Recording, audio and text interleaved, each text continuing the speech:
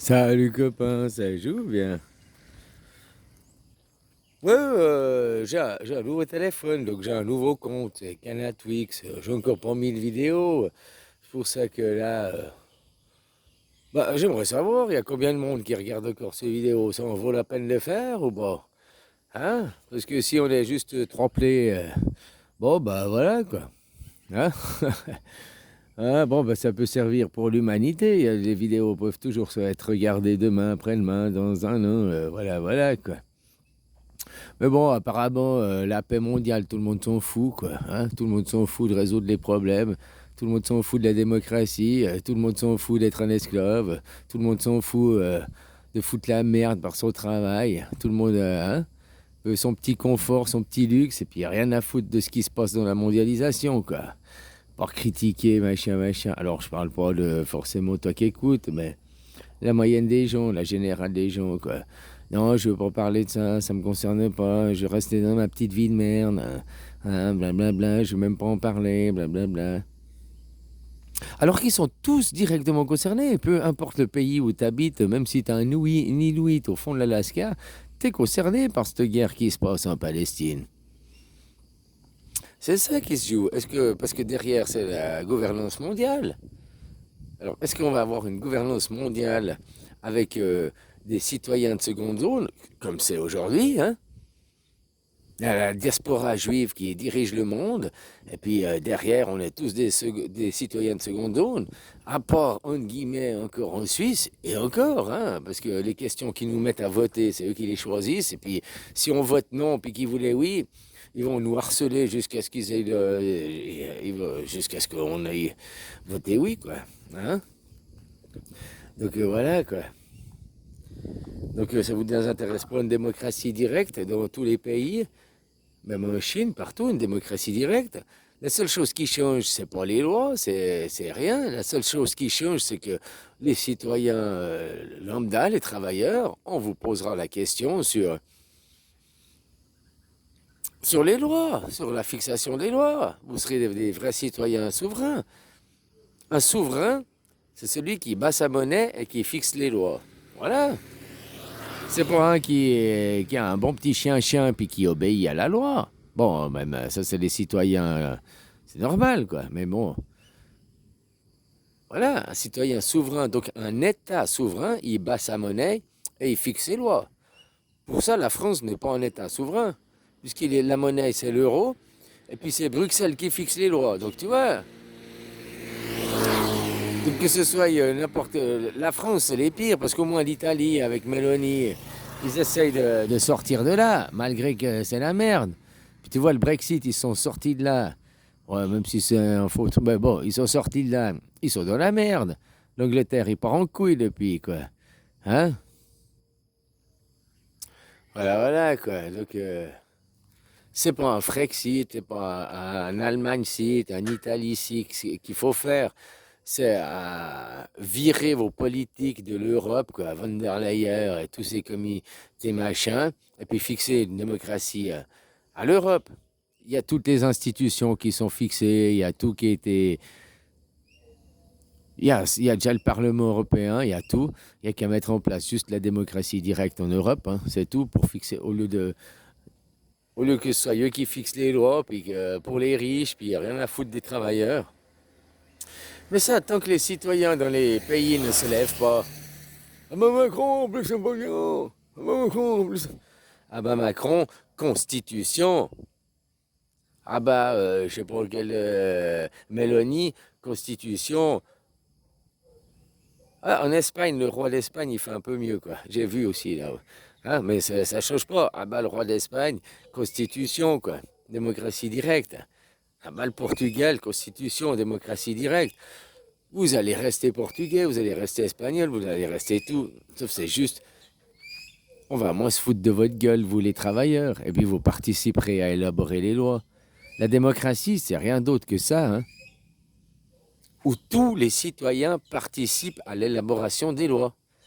Alors on va pas tous aller au Parlement, on est d'accord. Hein, voilà, c'est des politiques qui sont payés pour. Ils défendent les intérêts des riches, des machins, on est d'accord. En majorité, il y a aussi des gens qui défendent les intérêts des pauvres. Hein. Mais bon, voilà. Et après, c'est pas eux qui choisissent. Après, c'est mis au vote. Voilà, c'est ça la démocratie. C'est qu'il y a le vote direct. Si tu n'as pas le vote direct dans ton pays, alors tu ne peux pas appeler que ton pays une démocratie. Que ce soit la France, l'Amérique ou n'importe quel pays, vous êtes comme la Chine. Hein. Oh, la Chine, c'est des communistes, ils n'ont pas la démocratie, blablabla. Liberté, égalité, fraternité. Liberté, égalité, fraternité, déjà, c'est une devise gauloise, c'est pas une devise française. Hein. Puis liberté, égalité, fraternité, ça va avec la démocratie directe aussi. Alors, il faut arrêter de dire que dans une démocratie représentative, vous avez la liberté, puisque vous ne fixez, vous ne choisissez pas les lois vous-même. Hein. L'égalité, qu'il y a une classe supérieure, une diaspora qui vous dirige, puis qui sont en train de refaire la même chose en Palestine. Hein. Parce que les frontières de la Palestine sont fixées depuis 1918. Maintenant, ils se battent pour... On veut la démocratie directe. Les Palestiniens veulent une démocratie directe. Ok, islamique, machin, mais c'est une démocratie directe qu'ils veulent faire derrière. Et puis autrement, les Israéliens, eux, ils veulent une gouvernance, quoi, une démocratie représentative. Les Israéliens sont à l'origine de la démocratie représentative. Napoléon, il a tué le roi pour amener enfin pas Napoléon, la révolution, c'est tout un truc, pour amener la démocratie représentative. En Amérique, en 1776, est arrivée la démocratie représentative. Tout ça, maintenant, entre les empires et ce qu'il y avait avant, on peut aussi voir que c'est une étape, c'est un pas. Et puis maintenant, en France, quand on vous a posé la question, enfin en Europe, 2005, voulez-vous une constitution, donc une démocratie directe, ou non? Vous avez tous dit non, on ne veut pas de démocratie directe. Et maintenant, vous vous plaignez que l'Europe, c'est pas une démocratie, que fallait être un peu plus intelligent, puis lire. Fallait même pas savoir lire entre les lignes, hein, fallait juste lire, rien que tu lis l'intitulé de la question. Voulez-vous une constitution européenne? Il ne parle pas d'adhésion à l'Europe. À aucun moment dans la question qui est posée, il parle d'adhérer ou non à l'Europe. Ça, c'est le traité de Maastricht qui a été fait en 1992, finalisé je ne sais plus en quelle année. Voilà. Puis en 2005, quand le traité de Maastricht, que l'Europe a été créée, ils ont dit maintenant que l'Europe est créée, vous voulez quoi? Une constitution? Donc une démocratie représentative?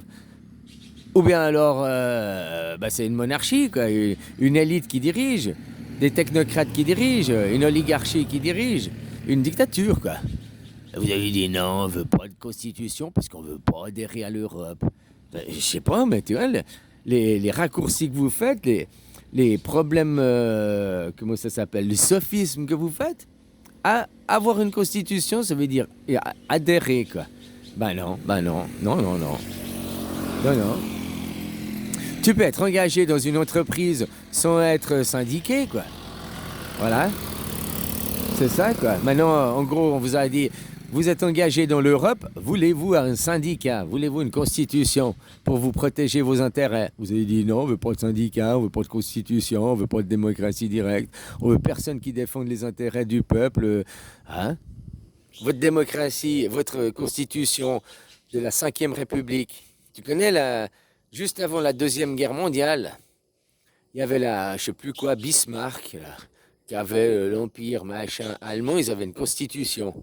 Eh bien, littéralement, mais c'est vrai, hein, littéralement, tu prends la constitution qu'ils avaient sous Bismarck avant la Deuxième Guerre mondiale, là, et tu la traduis en français, et c'est votre constitution de la 5e République. Littéralement, c'est ça. Hein. En plus, c'est ça. C'est des experts qui travaillent, qui le disent. Littéralement, c'est un copier-coller de sous Bismarck. Ils ont juste traduit en allemand, quoi. Alors, quand l'article 3 de la Constitution française dit « Le citoyen est souverain, les citoyens français sont souverains », moi, je me demande que vous êtes souverain, puisque vous ne battez pas votre monnaie, vous fixez pas les lois. C'est ça le principe même d'un souverain, d'un roi. Un roi, il bat sa monnaie et il fixe les lois. Point final. C'est pour ça qu'il est le roi. Un PDG d'une entreprise, c'est la même chose.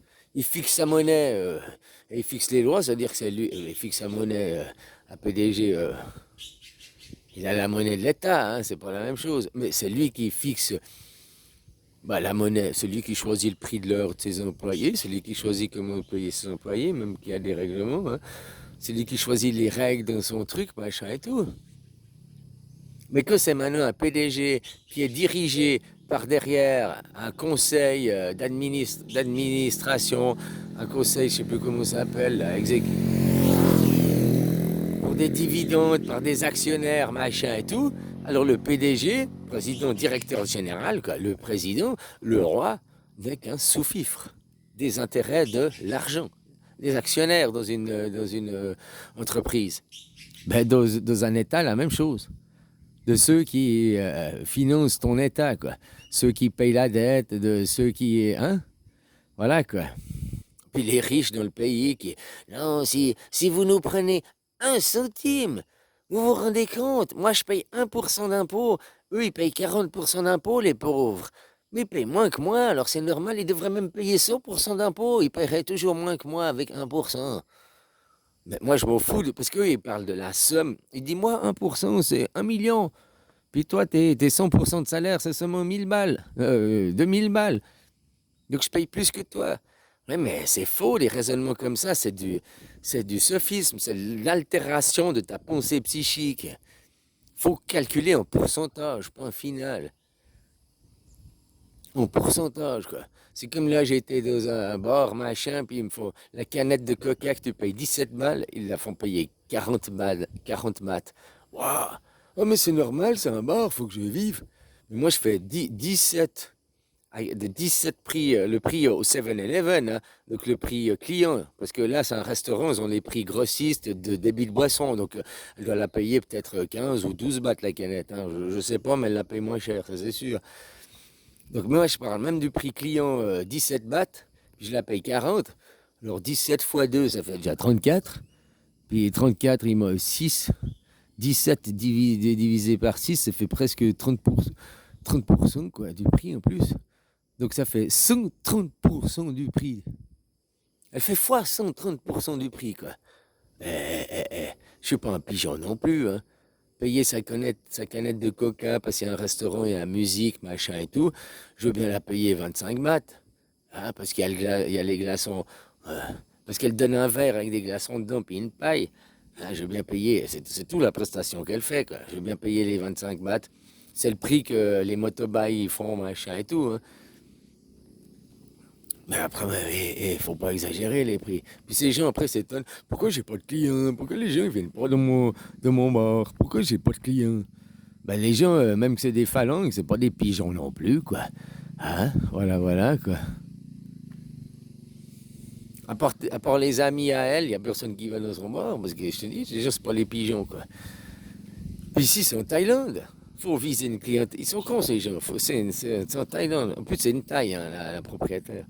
Bon, bref, elle vise même pas une clientèle Thaï.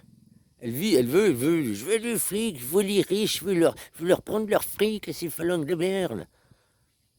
Tu vois, les Thaïs, eux, ils réfléchissent différent. Au lieu de prendre beaucoup, de faire une canette de coca à 40 bahts, et puis t'en vends très peu parce que les gens, ils veulent pas se faire pigeonner, eh ben, il va vendre la canette 20 bahts, puis tu te dis, oh, 3 bahts. Bon, avant c'était 20, maintenant c'est 25. Avec le glaçon, le machin, le truc, au motobike, là. Ils doivent payer des licences et tout, hein. Les motobikes, maintenant, ils ont des licences. C'est des restaurants mobiles, hein. C'est pas, c'est des freelances ou je sais pas quoi. Non, non, ils payent une licence, ils ont des taxes à payer sur les boissons, la même chose et tout, quoi. Hein? Alors, à 25 balles, 25 bahts, je veux bien payer le supplément, quoi. Mais bon, voilà, quoi. Mais après, ils ont moins à 25, ils en vendent, ils en vendent, ils en vendent.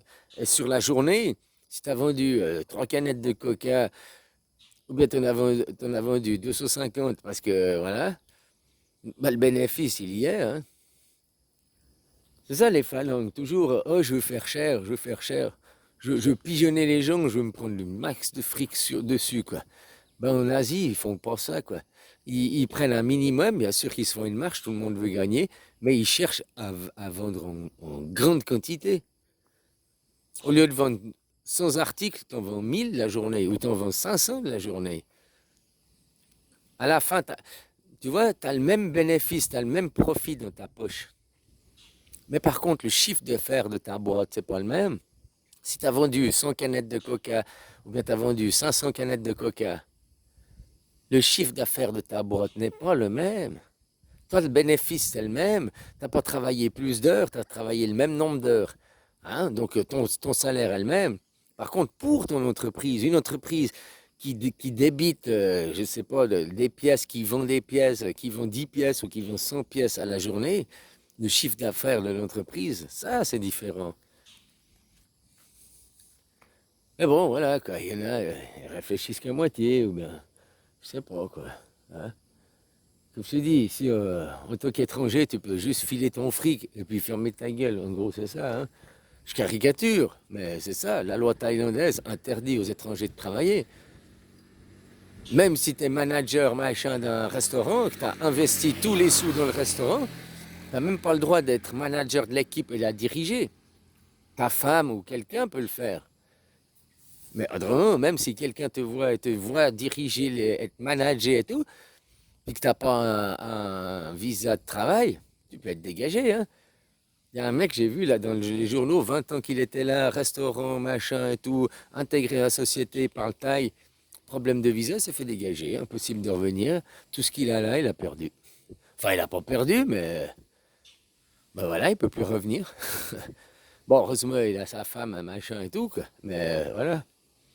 Donc tu vois, on n'est pas à l'abri de. Hein, ça veut rien dire, quoi. Puis tout ça, maintenant, les lois en Thaïlande, elles changent chaque année, de plus en plus, on va pas dire restrictives, mais de plus en plus justes. Ils font de plus en plus appliquer la loi, hein, de moins en moins de corruption. Puis il y a le rétroactif. Des gens qui étaient là 5 ans, 10 ans, puis qu'ils magouillaient des visas ou je sais pas quoi, ou bien ils travaillaient.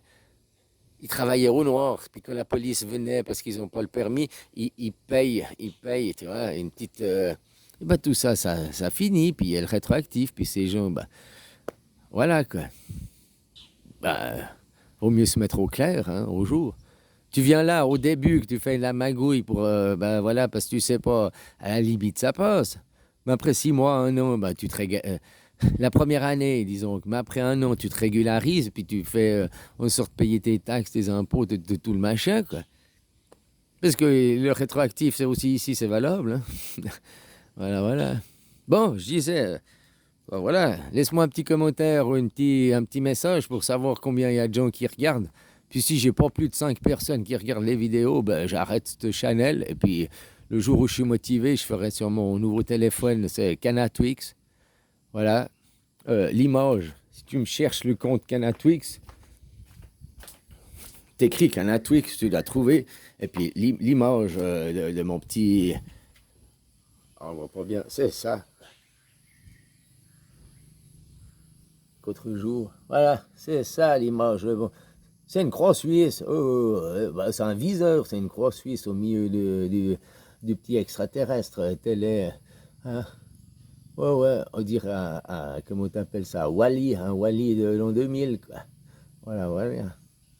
Ouais, c'est une croix suisse. Et puis j'ai fait en sorte, on dirait qu'elle a un mouvement. Allez, bisous.